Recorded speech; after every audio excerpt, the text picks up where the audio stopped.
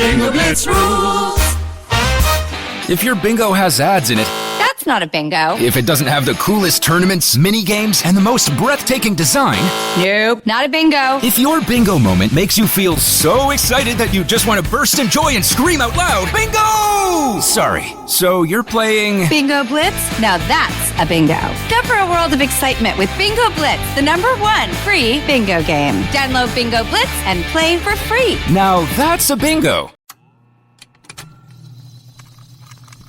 Contained herein are the heresies of Radolf Buntwine, erstwhile monk turned traveling medical investigator. Join me as I study the secrets of the divine plagues and uncover the blasphemous truth that ours is not a loving God, and we are not its favored children. The heresies of Radolf Buntwine, wherever podcasts are available.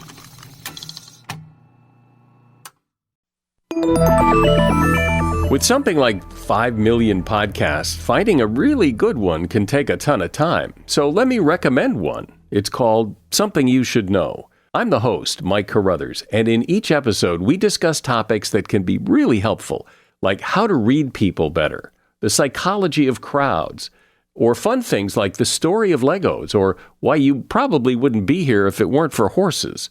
Something You Should Know is the name of it, wherever you get your podcasts.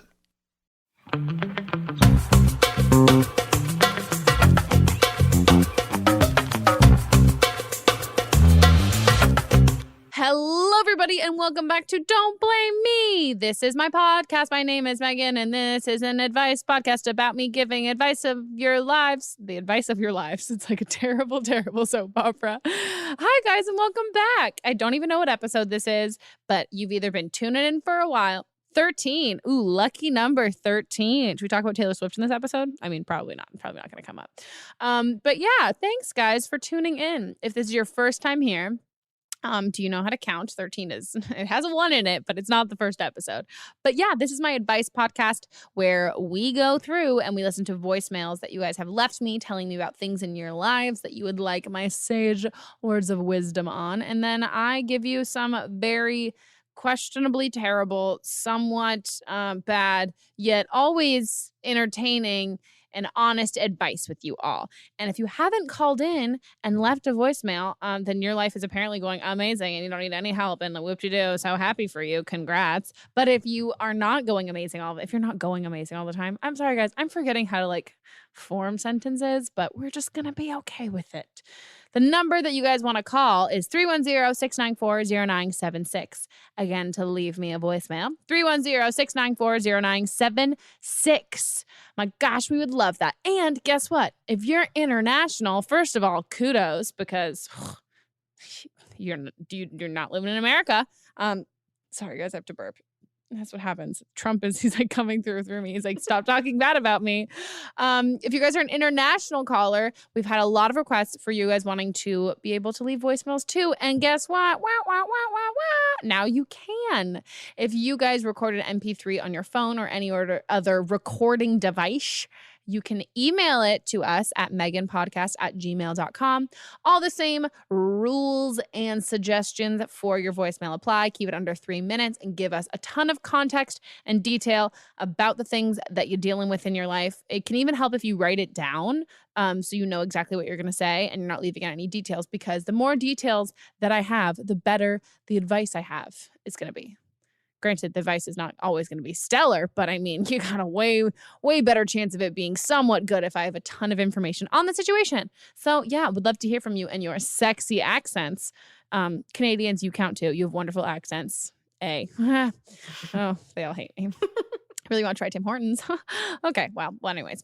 Okay, I'm going to stop blabbing. I really have nothing to update anyone on. Are you going to be traveling anytime this year? Oh my gosh, good. I should say the Jack's on here too.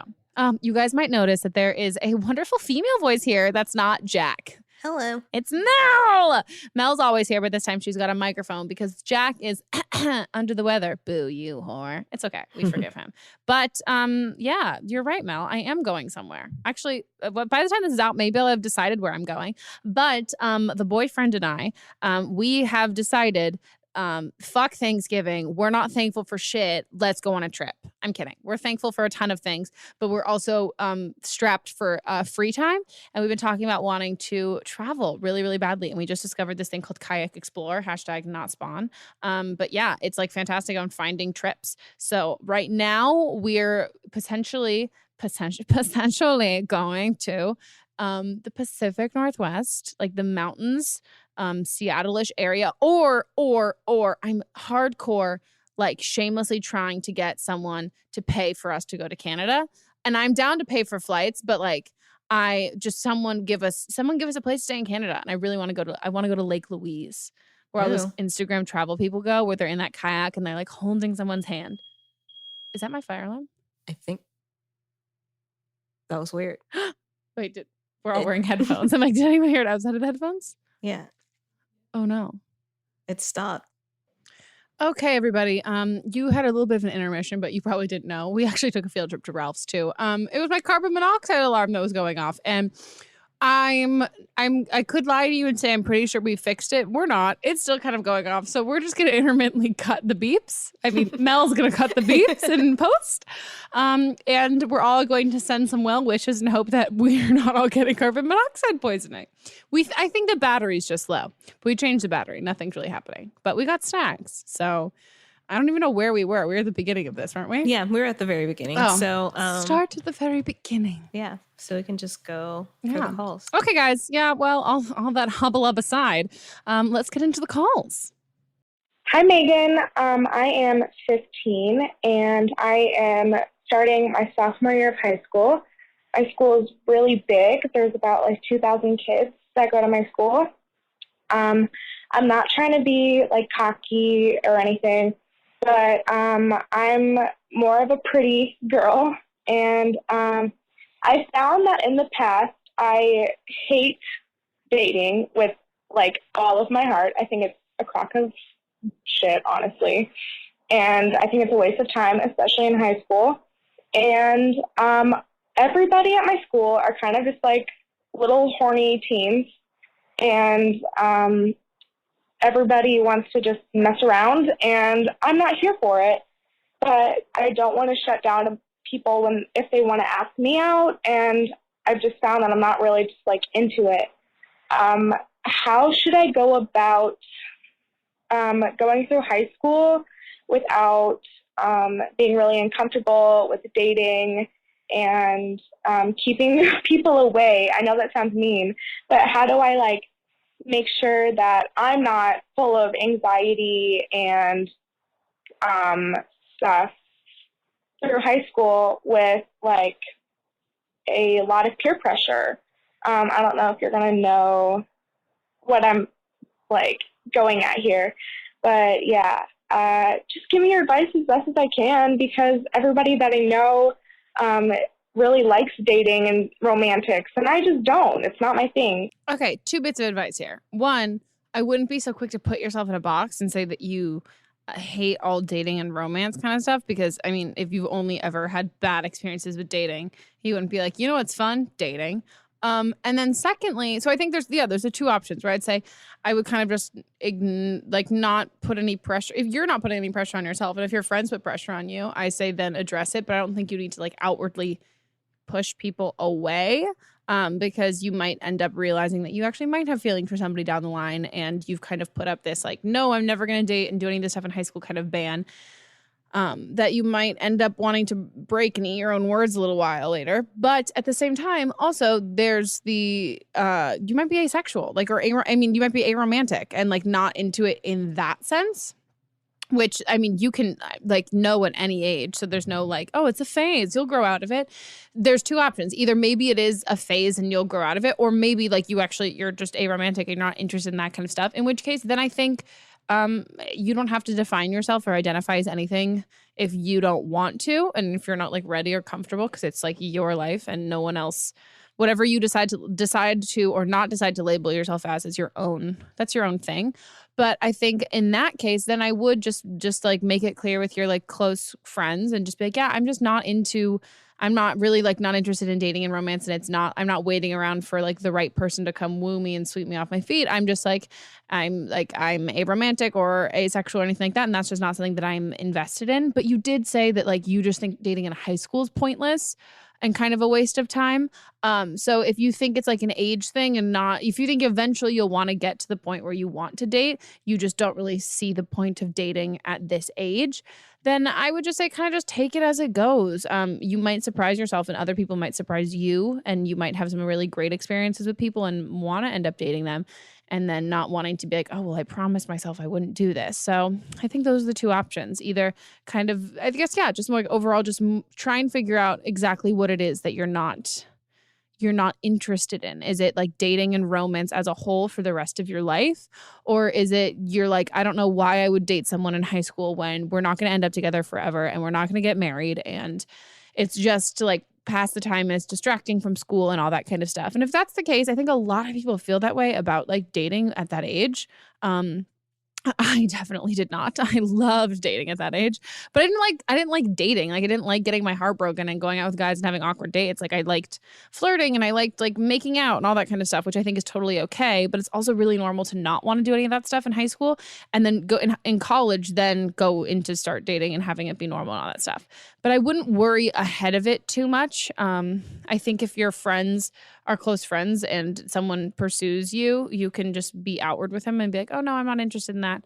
Like I'm good. Thank you though. But yeah, I think I would just kind of take it as it comes. And if someone musters up the courage to ask you out and you're not interested, you're allowed to say you're not interested. But I don't think you can kind of avoid like social things that involve other people.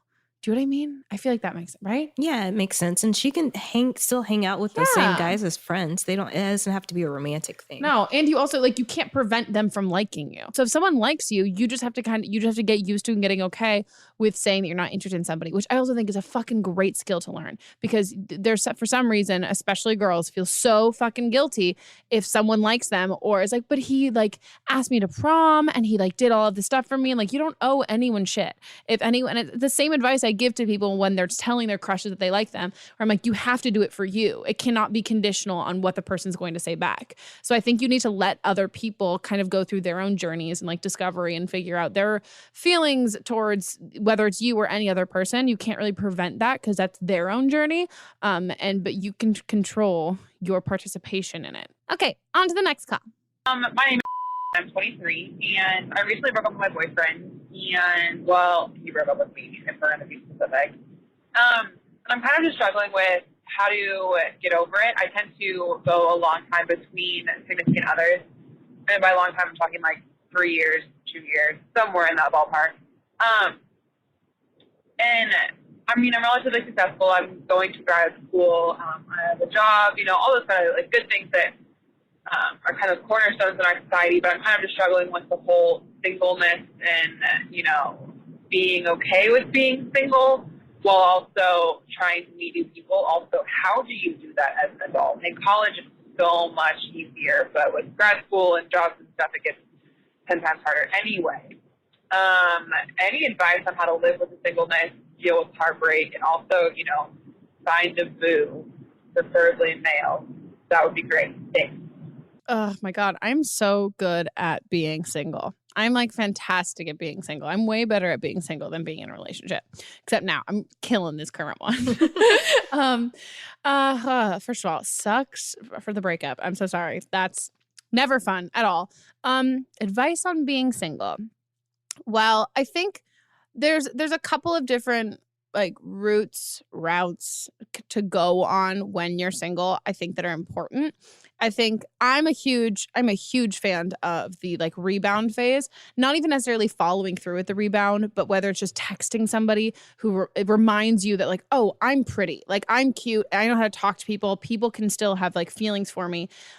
This last relationship isn't like, oh, the only person who will ever like me like that. It's nice to kind of be recognized as I don't know, like just recognized as like a sexual being again. And you're like, oh, I forgot what this is like because I'm so used to being in a relationship. So I think whether that's like texting somebody or I don't know, hook it up with an old flame. Doesn't add to your number. Not that there's anything wrong with adding to your number. But or even just going out with your friends and going to a bar and flirting with people. It can be as innocent or as like having follow through as you want. But I think that's important. Because it also helps you not just settle down with the next person who tells you you're cute, because you're actually getting like more feedback from people. No, you're getting like more exposure to like other single people and all that kind of stuff. I think hanging out with single friends, that's super important. If like your best friend's in a relationship, no offense to her, you just probably should not be spending a ton of your free time with her and her boyfriend, because that kind of creates that like massive hole of like, oh, I'm not in a relationship. But you have to remember, like, there's so many single people in the world at all times, and the friendships that you probably had with your friends when they were single and you were in a relationship, they're not bringing you on all their single girl trips and all their single girl fun stuff. So participate in that kind of stuff, and it's important because you can have like wingmen and wing women and all that kind of stuff when you're talking to people. And then the other part of singleness, I think it's really important to find stuff that you like and kind of like reignite your own solo passions, or like start a new hobby, take a new class, or do stuff that's like completely and entirely selfish, especially when relationships get rocky. But just in relationships in general, you spend a lot of time doing things for other people that's for the benefit of both parties, or just being selfless and doing stuff for somebody else. And I think we can kind of lose direction, track of like putting ourselves first. So whether that's like you never really got your nails done as much, and now you're like, oh, I want to go get my nails done like every other week, doing stuff like that. Or like, I've always wanted to start a trashy TV show, or do that, or reading a book, or like going, not even like spending money on stuff, but like taking an art class, or traveling, or visiting for like family from out of town, doing the stuff that you're like, oh, my significant other never wanted to do this, or this is something that I always wanted to do but could never find the time or the justification for doing it because it's just for me. So I think finding something like that's also really good, because it puts the value back in yourself, and you remember that you exist not to just build somebody else up, that you can do it for yourself too.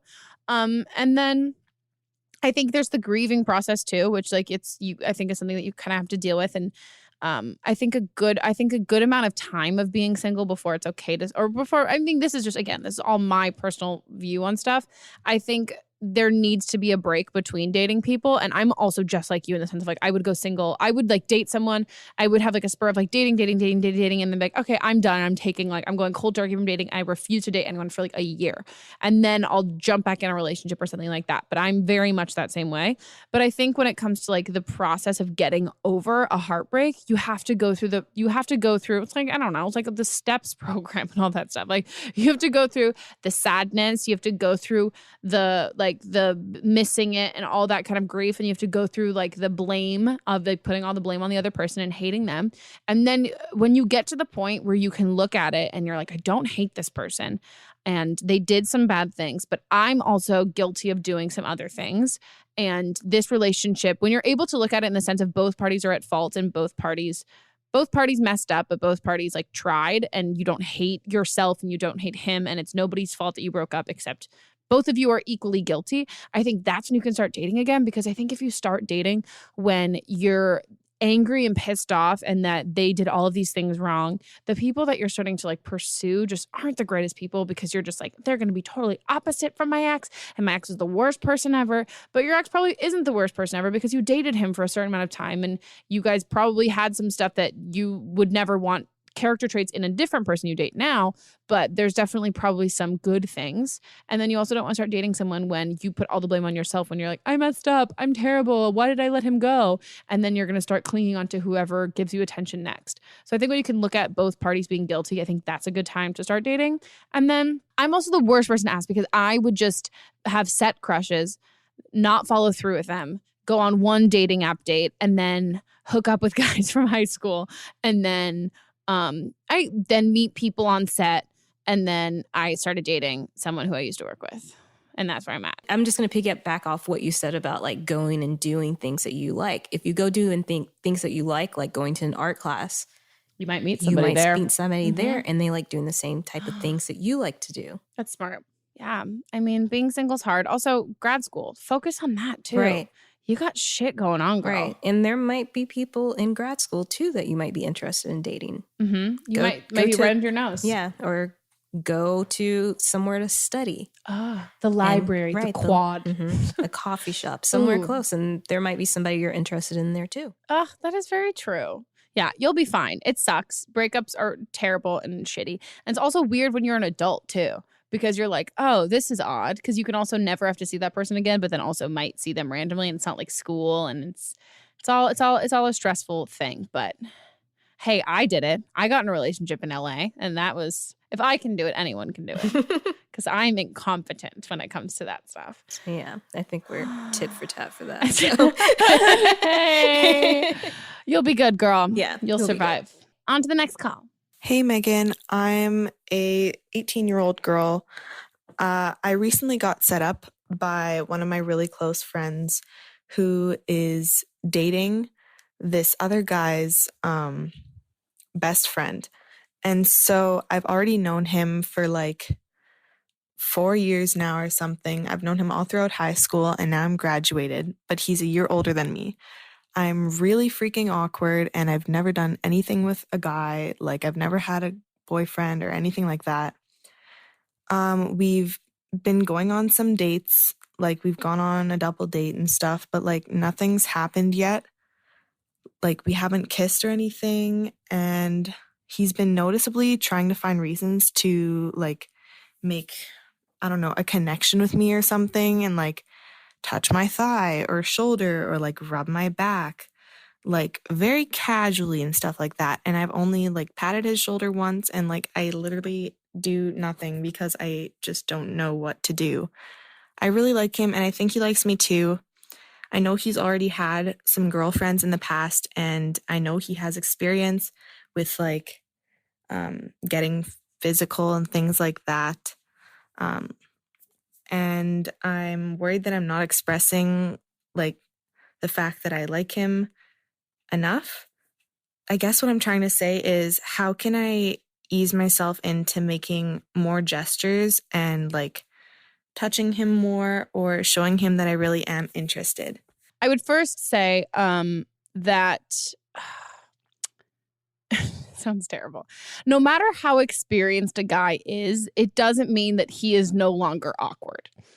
And it doesn't mean that because a guy is hooked up with girls or had girlfriends, doesn't mean that like he is freaking 50 Shades of Grey man, super confident, knows what he's doing all the time. Like, you can have like sexual partners and girlfriends and still be super awkward and have no idea what you're doing. So I wouldn't put yourself on such a different level as him. And the physical experience stuff, if he's a good guy and he's cool and all that stuff, he's really not going to mind that you're not super confident in all that stuff because you don't have a ton of experience. I think if you like him, I think the best way, I'm very into the self-deprecating, very self-aware sort of thing, and I'm always awkward.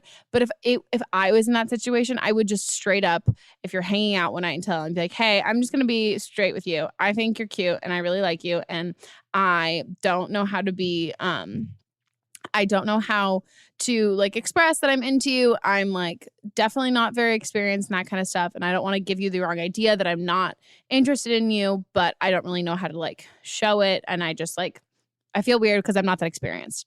And I think if you can say that and just get that out of the way, then he not only will you be able to tell if he's like a good guy and he's like, oh, okay, no, it's totally fine. But then it also kind of for him, he's not going to read too much into anything that you're doing because he's like, oh, no, she's just like not used to doing this kind of stuff. So I think if you're comfortable saying that, oh, God, I'm burping in your question. I'm burping into your question. I think if you're comfortable saying that, I think that's really, really good. And it's also just like kind of just opening the door for a way more candid conversation. And it's not kind of not leading him on, but not, I think getting it out of the way, because no matter what, if you guys end up getting like more, you get closer and all that stuff, the conversation will have to happen that you're not experienced intimately. And I think it's better to kind of start off with that early on as opposed to just being like, psych, before you put it in, I'm a virgin. Like, I think that can be a little rattling. And then also you don't want to get that invested if you find out that he's like just another douchebag. But then I would say if you want to just kind of like bite the bullet and be like, I'm just going to like try and be more physical with him. I think it's sweet if you can. I mean, I love you, girl. Don't pat him on the shoulder. That sounds like it sounds like a dog. Don't do that. I mean, you can. Maybe it's more of a rub. Maybe it's a little more romantic than I'm picturing. I was patting the chair when I was listening to your question, and I was pretending I was you. That's weird. I know. You told me you could see me. But I think, yeah, if you can, if he puts his hand on your leg, maybe you just repeat what he's doing. So he puts his hand on your leg, and then you do that like an hour later or something like that. Whatever he's doing to you and you feel comfortable with that kind of stuff, you don't have to get creative, just reciprocate. And then I think from there, it'll kind of slowly build. And I don't know if you guys have been on like solo dates without your friends and all that stuff, but I think that kind of, you're going to feel so much more comfortable being physical with him when your friends aren't there. There is that sort of thing where you're like, I feel like I don't want my friends to see me hardcore flirting with somebody. This feels a little weird. I'm not totally used to it. I think if you guys can separate yourself and have some alone time, I think you'll find that it comes far more naturally because you don't feel like everyone's fucking watching you and staring at you. We all start inexperienced, and even the most experienced person, once you get into a relationship with somebody else, it's a whole different ballgame. And there's really, every relationship is different with like the intimacy stuff and all that thing. So I wouldn't say it's fair to super compare yourself because he might be terrible in bed and then you might be fucking amazing and then you'll teach him everything and you didn't even know you could be a teacher, or you don't sleep with him. But I don't know, right? Yeah, I always like the old pick the imaginary lint off of them. Pick the imaginary, what the fuck, man? You just pick it and it's kind of like a little graze and rub. No, I don't know what the fuck you mean. I'm literally pinching my chair like that. Like, oh, okay. So okay. I thought this was one of those things where it's like the Cabbage Patch dance move where you've just named it something, but you literally mean imagine that there's lint on him and you're picking it off. I was like, is this a hand? I thought this was like a romantic hand gesture. No. You mean, okay. So that's actually a good idea. It's like pretend there's a hair on his shoulder or like some lint. That makes sense. Yes. Okay. I thought you were just like clasp your hand and look like you're the claw machine on his shoulder. Two fingers. And then a little rub. That's fucking good. Also, now I wonder if I've been giving off mixed signals because I do that to everybody where I'm like, there's something on you and I'll get it off. Yeah. That's a really good one. Wow. Okay. Mic drop by Mel over here. Yeah, do that. And then you guys need to have your first kiss. I want to hear about it. Oh! Call us back. Yeah, please do. I'm excited. Okay. You'll be fine. This is great. This is all exciting. This is all good. Oh, I cannot wait to hear about your first kiss. Or your first other stuff. No pressure. Okay, on to the next call. Hey Megan, I'm 17 years old, and in case you couldn't tell from my accent, I'm from New Zealand, and I was hoping you could help me out with a little dilemma I have. So, a little backstory, I recently lost my virginity to this guy at a party, and it's just been really awkward ever since, because he doesn't want a relationship or anything, which I don't really mind because I'm in my last year of high school and heading off to uni and stuff next year, and I don't really want a boyfriend, but like, I don't know, it's just, I feel like I haven't got that closure because he won't talk to me about it, and so I just haven't got closure in that sense, I feel. And it's also just quite awkward because we're both in the same friend group, so we share a lot of the same friends, actually, and my best friend is his best friend's girlfriend, so we see each other a lot, I feel like, at least once a week, and we actually haven't seen each other since the incident in question, and I feel like he's been avoiding me. But then at the same time, I guess I've been avoiding him because I just don't really know what to do. Obviously, I've never been in a situation like this before, and don't really know what to do about it. First of all, I really like your accent. Okay, here's what I'd say. I don't really believe in closure. I don't really think it's a thing. I think when we're searching for closure, it's kind of like, it's like there's the answer and what you think is right in front of you and a big poster board, but there's this other thing in the corner that is like in your dream ideal world, and closure really just means I don't want it to be this very obvious thing that it probably is. I want it to be that 1% chance of a thing. And closure is usually trying, just ridding yourself of that, like, oh, maybe it means this. So I think if you really, really, really want to talk to him about it, I mean, what's the drinking age in New Zealand? All of my advice, I'm like, get drunk. I mean, you lost it was at a party. So let's just say in another party situation, I would bring it up with him super casually. I wouldn't bring it up in, is it 18? It's 18. Okay. Were you a senior? Yeah, she's going to uni. Mhm. Ugh, uni. Love that, by the way. Not university in general, just the way you say uni. I would say bring it up. If you feel the need to bring it up to him, bring it up in a similar setting to where it happened. So at another party or something like that, where it's really casual and it's not like a, hey, let's sit down and talk about all this kind of stuff. I think even though it feels important to you right now, I think if you can bring it up in a way that's, because you're even saying that you don't know if it's you avoiding him or him avoiding you. I think if you say like, hey, actually, you know what? This is my other thing. What do you want? Like, what do you want out of this? You're saying that you're going to university and that you don't really want a boyfriend going into this, all this kind of stuff. And you guys weren't dating. So what's the goal? What is it that you want here? And I think you're kind of aware of like the attachment that you think that you're just feeling just because you had you lost your virginity to him. But I don't know. It depends on what you want out of it. Like if you have actual legitimate feelings for him, I don't think having sex is solidifying that. I think you would have known that you've had those feelings before sleeping with him. So maybe those feelings have always been dormant and they've always been there. And then I'd say, then if you need to talk to him and then you're like, hey, I just like want to feel like we should just like address what happened. I had a great time. Or not, just tell me you had a great time. Don't be like, by the way, it sucked. Like I had a great time. And I don't know where you're at, but I would love to like just hear what you're thinking about this, just candidly, so we can have a open conversation. I know school's going to be ending soon, so I'd rather us just not beat around the bush and kind of just like get straight to the point. So saying something like that, I think totally works. But then if you're not interested in him, but you just kind of want him to be interested in you, which I'm not shitting on you for, because that's 100% something I would do, where I'm like, I don't really like this guy, but I want him to like me. And now I'm upset because I'm not getting him. He's not liking me, even though I don't really, really like him.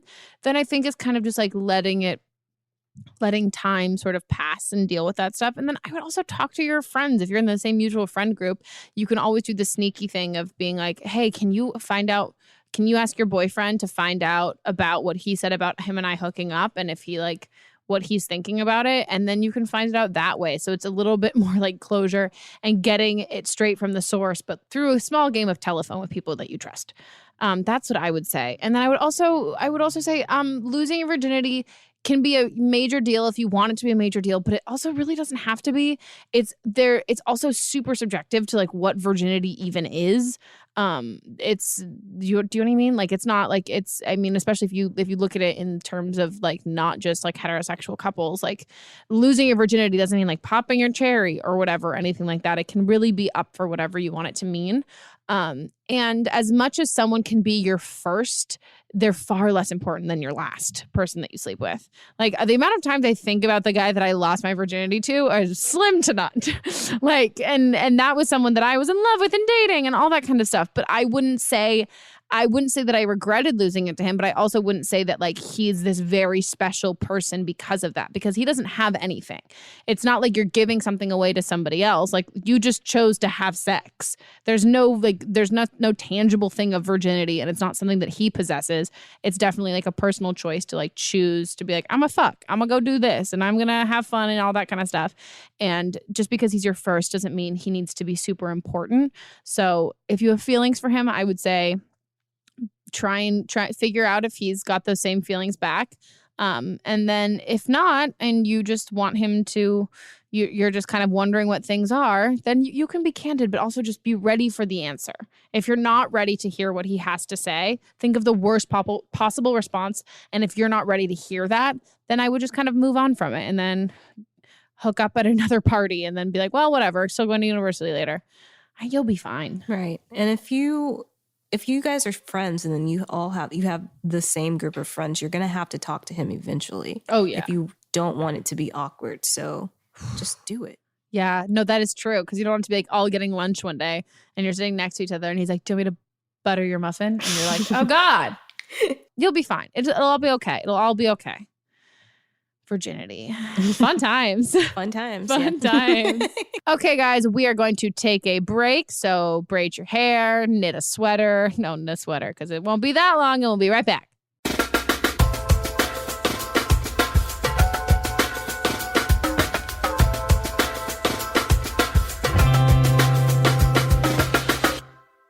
This episode of Don't Blame Me is brought to you by you. You did it. You done good, kid. Congrats to you. You're awesome. What the hell am I talking about? Well, this is what I'm talking about. I'm going to tell you. So this episode, this is basically me thanking you guys for leaving such awesome reviews on the Apple Podcast app. I would love if you could continue to do so because not only do they make me feel all warm and fuzzy inside, but they help other people find this podcast, which means we get more ears listening, which means we get to record more episodes and everything like that. So if you love this podcast, we would love if you could express your love in the form of stars and words. And speaking of stars and words, I'm going to not read you the Hollywood Walk of Fame. I'm going to read you some of my favorite, or not even my favorite, just some random reviews that I've scrolled and found on the reviews of Don't Blame Me. Best podcast for teens. All the topics and questions are so relatable and so beneficial to me, especially being a teenager. This is the first podcast that I've listened to and I haven't been able to put down my phone. I don't know what I'm going to do when I'm done catching up. Keep it up. Oh, thank you. That means so much. I'm so glad. Oh, this is a good one. Oh, this is also like an RIP because Jack is sick today. Love Megan and Jack. This podcast is so funny and the advice is always good. The dynamic between her and Jack is also so great. I love it. This is oh my God, this is another good one. Sorry guys, I'm on a roll with all these compliments. I'm getting high from it. Must Listen by Mr. Oink the Cow. Also, I'm really curious why Oink and Mr. are capitalized, but the cow is not. But there's no parentheses. It's not like Mr. Oink. By the way, he's a cow. It's just like Mr. Oink, the cow. I remember that last one where I said I'm not judgmental and I don't laugh at people. Fuck, it's happening. I listen to her podcast while driving, doing laundry, or just laying around, and she gives fantastic advice. 10 out of 10 recommend this to everyone I know. Also, she's the best podcast voice, which is just a bonus. Is anyone else picturing a cow doing laundry? Oh, I love it, guys. And I also just I love that these usernames you've always had to have. Like these are your Apple usernames. You didn't have to create this. Oh my God. Also, this is a good one. I feel stupid, ... But I love the podcast by Complicated. And 8, it's an 8, like complicate with an 8-tid. Dude, I feel so stupid. It took me about a week to figure out how to rate this. Anyway, though, I love the podcast. Also, the only podcast I've ever listened to, along with your YouTube channel. I love listening to people's problems, then the advice you give them. Keep up the good work. Thank you so much. And also, guys, it's attainable and relatable. You might not know how to make a review on the Apple Podcast app, neither did Complicated. It's a little complicated. All you do is go through, you click rate, and you press the stars, and then do you want to leave some feedback? And you can. So I hope you guys enjoyed my dramatic reading. Oh, maybe next time I'll do an actual dramatic reading of your reviews, or I'll sing them. If you have any requests, let me know on the Twitter and I can potentially maybe do that. But anyways, we're going to stop talking about how great my podcast is and we're going to get back to my podcast, which is pretty great. Okay, get ready for more of my voice. It's happening in 3, 2, 1, blast off. Hey yo, we are back again. Time for another question. Okay, play. Hi, Megan. This is. I'm 19 and I'm going to start my sophomore year of college on Monday, so in about a week. And basically, right before I left, I slept with this guy. I'd been talking to him for about a year, and I just kept ignoring him because I like focusing a lot on my athletics and my school. And I was kind of talking to him, but anyway, I slept with him right before I left back to school or left back for home. And we've been kind of talking the entire summer, but I didn't want to make anything official because we literally slept together like a few times, but like in a week. Anyway, like I have to go. Well, I don't have to, but I'm going to see him when I get back to school because we have like a lot of mutual friends and everything.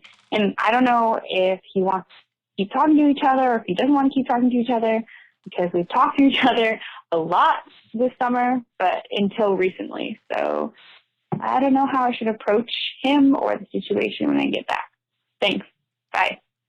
I just got to ask him, hey, do you want to keep talking or are you not interested in me anymore? I think that's like really it. There's not a lot of gray area here.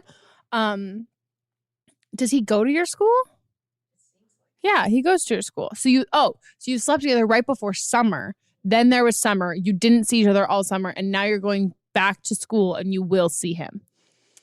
Yeah. I mean, I think ask him if like, or just say how you feel. I think that's a better question. Because how do you feel? Like, do you want to date him or do you want to be in a relationship? Do you like him?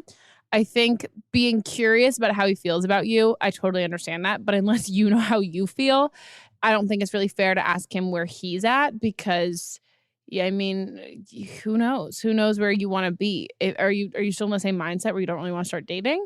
But I think if it's more just like, oh, why isn't he talking to me anymore?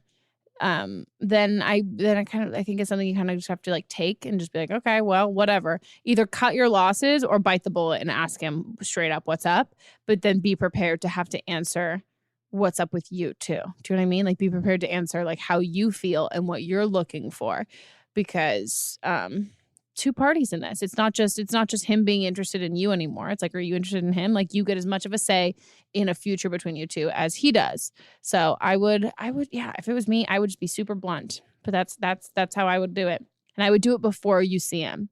I would text him. So you don't have to have that, like, what if you see him and like, he looks really cute and you're like, oh my God, we're going to start dating. And then it's like Legally Blonde. And then like Selma Blair just like comes out and just like there. And it's like, oh, we're engaged. And you're like, oh, why did I go all the way to Harvard for this?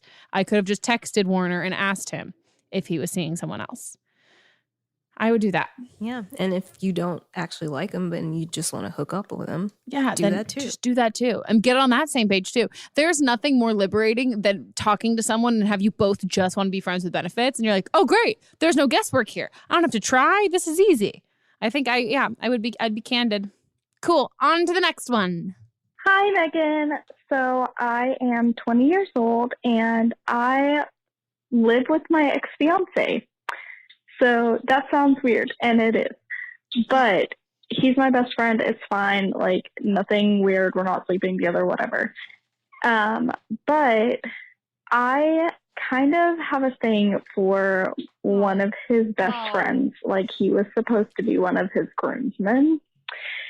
And I don't know, like, I kind of like him, and I kind of, like, want to see if anything, like, would go anywhere, and he does, like, come over and hang out and whatever, but, like, he will never come over whenever my ex is here, obviously, because they're friends, but, like, he doesn't want him to know or anything, and I kind of just don't know how to, like, go about it, like, with him and, like, with my ex, and kind of be like, hey, like, you know, I really see potential here. Like, what should I do?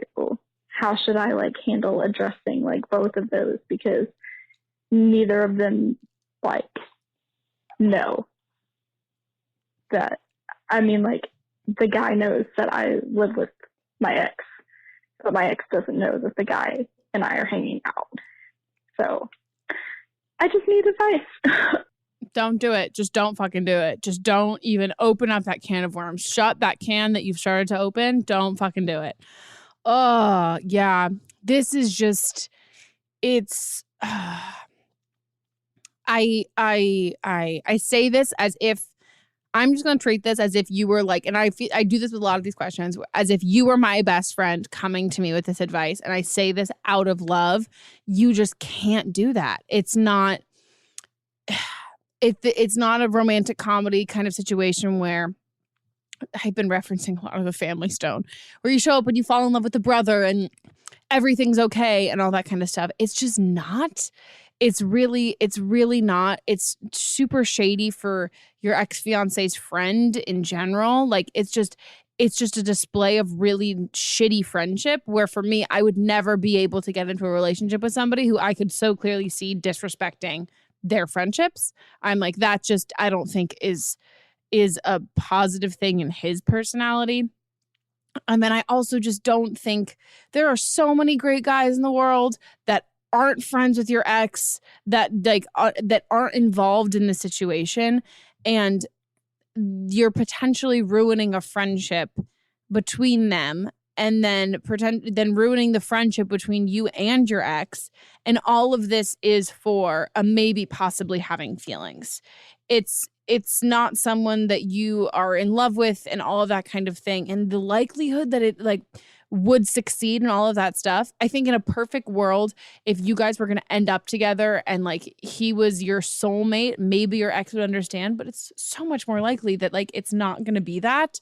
And then you've ruined bromance and an actual friendship that you and your ex have managed to keep for this other guy, which I just don't think it's worth it. And I also think that this shit happens all of the time. The amount of time that I have like had breakups with someone and then been like, but their friend is kind of cute. And it's like, it's on me because it's I'm not expanding my bubble because I'm like, well, I'm comfortable in this friend group and I'm comfortable in this kind of area. And there's also that little vindictive side of you that is kind of like, oh, maybe this will piss him off. And not that I'm saying that you would do this. I'm saying purely based on my personal experience that sometimes it comes from like, I don't want to get out of my comfort zone in the circle of people that I'm friends with. And I like staying in this friend group. So how can I root myself with somebody else here?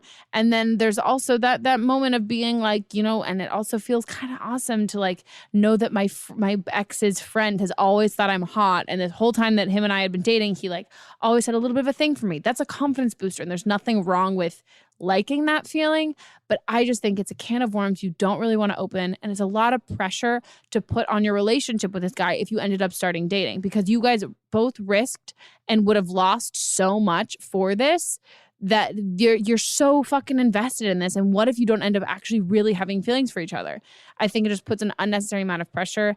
And it's not, if you were in this situation and your ex and you broke up and he started dating like one of your best friends or like your sister or your cousin or something like that, like it would feel shitty. And it's just kind of one of those things like, why of all people in the fucking world, you decide to pursue a casual relationship with somebody so tight-knit to both of us? I just personally don't think it's worth it. I would separate yourself from the friend group as much as possible and cut ties with this guy as well. And then really pursue being single for a while, because it's like out of being like engaged, that's a big deal. And then try and pursue relationships amongst people who aren't so involved with your ex. And also get a new apartment. Right. Like move out. That's Yeah. just like, that is just like a confrontation waiting to happen. Exactly. If he's sneaking over to see you while your boyfriend's, while your Yeah. ex-fiance isn't there, what if he comes home? Exactly. And also, that's a shady dude. Mhm. That's a shady bro. Like that's imagine being a girl doing that. Like I would never fucking do that to any of my friends. And I think that sort of respect, even though it's in his like bromance, like bro friendship, that sort of respect will translate to his relationship with the females in his life and the people he has romantic interest with. So someone who does not respect their friendships in that way, that's not, like that's so breaking all of bro code. I would never trust a guy like that, because if a girlfriend of mine did that and started like hooking up with my ex, I would be behind if we were, oh my God, imagine you're roommates with a girl. She's your best friend. And let's just pretend you're roommates. No, you're roommates with your ex-boyfriend, fiance, and one of your best friends is sneaking over in the middle of the night to hook up with your ex. Like that's shitty on both of their parts. Mm-hmm. But that's definitely super fucking shitty on the front. Right. And then you walk in on them. Oh, can you imagine? Right. Because like he lives there, so he's gonna come home. Yeah. And he has a key. You can't Right. even like buy yourself 10 seconds of time. Okay, guys, that is it for this week's episode. I hope you enjoyed it. And if you did, you should leave us a lovely review on Apple Podcasts. Give us a 5-star. I'm an Uber, and I'm asking for it. I need to stop burping in this fucking episode. I'm disgusting. If you guys, I would really, really, really love some caller responses. We've had a couple of people who've called in with their own personal feedback on questions, which is awesome. Not that I'm saying I don't want that anymore, but I really want someone to call back in who has dealt with something that we talked about in a different episode, and I want to hear the conclusion, or I want to hear at least like a little bit more of the story or what's happened since. So if you guys want to call with some follow-ups, you can leave voicemails at 310-694-0976. Again, the number is 310-694-0976. And you can also, again, leave your feedback and then call again with more questions or topics or advice stuff that you guys have or things that you need my sage wisdom. Why do I keep saying sage wisdom? Because you're old. Because I'm old as fuck. Yeah, I hope you guys enjoyed this episode. And if you're an international caller, which 2 of these calls were, guys, so if you want to be cool like the international callers, you know how they called in? They recorded an MP3 and emailed it to meganpodcast@gmail.com. And that's how we played it. And they followed all the same rules. They kept their calls under 3 minutes, I think. And they gave me a lot of context and a lot of all that stuff. And if you're ever frustrated with yourself of not being able to get your words concise, you can always write down what you're going to say and then read it on the voicemail. There's nothing wrong with that. I can totally tell when you guys are reading too. I love it. I don't know why. I think it's just like the sweetest, most endearing thing. But yeah, I would love to hear from you guys, international or not. I still love the American listeners. I almost said the Americas. I'm just sound like Chris Columbus. The Americas. Chris Columbus. We're bros. I don't call him Christopher anymore. Besties. Okay, guys. Yeah. Enjoyed this fucking titties. Okay, guys. I hope you enjoyed this episode, and I will be talking to y'all in 2 weeks. Okay, goodbye. Don't Blame Me is a production by me, produced and directed by Jack Ferry, associate producer Melissa DeMons, edited by Melissa DeMons, post-production sound by Chris Henry, and music by Giacomo Picasso and Ryan Hunter. I will see you guys in 2 weeks, and don't blame me if your life bursts into flames before then.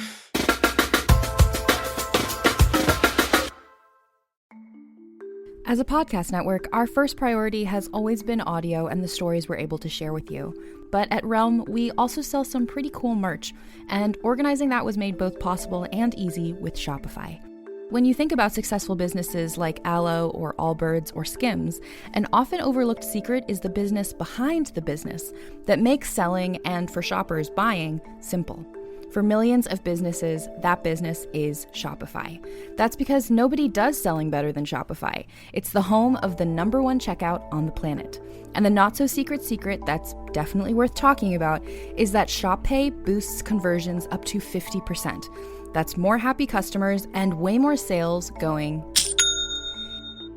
If you're hoping to grow your business, your commerce platform better be ready to sell wherever your customers are scrolling or strolling, on the web, in your store, in their feed, and everywhere in between. Businesses that sell more, sell on Shopify.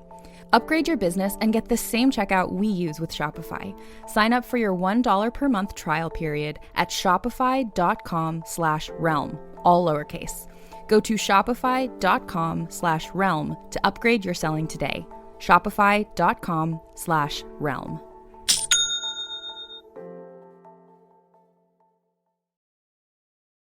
What's up, everyone? It's Noah Daniels. Hey, y'all. I'm JJ. Hey, guys. It's Kat. And we're your hosts of the Real Hauntings podcast, where we bring on guests to share their first-hand encounter ghost stories and supernatural experiences. Now on to the trailer. I've been warned to not tell this story, but I think because of the way it ends, it's okay to tell this story, because some people say that with certain entities, to like speak of them or talk about them or in any way like portray them as powerful will attract them to other people. The creepiest thing about it to me is a lot of times it would wait for me to notice it. Like it would just lay its arm out like this, and then I'd be like, where is it? Where is it? And then I'd see it, and then it would just slither back. For more information on the Real Hauntings, Real Ghost Stories podcast, make sure you check out real.fm to learn more about our podcast and many other amazing podcasts. Hi, this is Rob Benedict. And I am Richard Spate. We were both on a little show you might know called Supernatural. It had a pretty good run, 15 seasons, 327 episodes. And though we have seen, of course, every episode many times, we figured, hey, now that we're wrapped, let's watch it all again. And we can't do that alone, so we're inviting the cast and crew that made the show along for the ride. We've got writers, producers, composers, directors, and we'll of course have some actors on as well, including some certain guys that played some certain pretty iconic brothers. It was kind of a little bit of a left field choice in the best way possible. The note from Kripke was, he's great, we love him, but we're looking for like a really intelligent Duchovny type. With 15 seasons to explore, it's going to be the road trip of several lifetimes. So please join us and subscribe to Supernatural Then and Now. Hey, are you ready for some real talk and some fantastic laughs? Join me, Megan Rinks. And me, Melissa DeMonts, for Don't Blame Me, But Am I Wrong? We're serving up 4 hilarious shows every week designed to entertain and engage and, possibly enrage you. And Don't Blame Me, we dive deep into listeners' questions, offering advice that's funny, relatable, and real. Whether you're dealing with relationship drama or you just need a friend's perspective, we've got you. Then switch gears with But Am I Wrong, which is for listeners who didn't take our advice and want to know if they are the villains in the situation. Plus, we share our hot takes on current events and present situations that we might even be wrong in our lives. Spoiler alert, we are actually quite literally never wrong. But wait, there's more. Check out See You Next Tuesday, where we reveal the juicy results from our listener polls from But Am I Wrong? And don't miss Fisting Friday, where we catch up, chat about pop culture, TV, and movies. It's the perfect way to kick off your weekend. So if you're looking for a podcast that feels like a chat with your besties, listen to Don't Blame Me, But Am I Wrong on Apple Podcasts, Spotify, or wherever you get your podcasts. New episodes every Monday, Tuesday, Thursday, and Friday.